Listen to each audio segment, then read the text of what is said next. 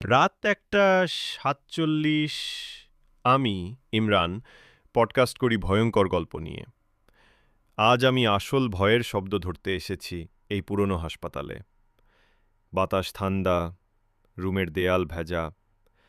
আমি বললাম, যদি কেউ এখানে থাকে, একবার শব্দ দাও। প্রথমে কিছুই হয়নি। তারপর হঠাৎ মাইকে একটা হাসির শব্দ, খুব ধীরে, কিন্তু ভয়ংকরভাবে পরিষ্কার। আমি রেকর্ড বন্ধ করতে চাইলাম, কিন্তু মাইকে এখনও কণ্ঠটা বাজছে। বলছে, তুমি তো ভয় দেখাতে চাও, এখন ভয় পাস কেন?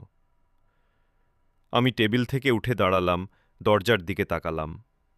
দরজাটা বন্ধ ছিল, কিন্তু আমার পেছন থেকে কেউ বলল, রুম ৯-এ আসো। আমি তো রুম ৭-এ ছিলুম। রুম ৯ তো মর্চুয়ারি। রেকর্ডিংটা শেষ হয়েছিল এক বাক্যে, এখন তুই আমার গল্প।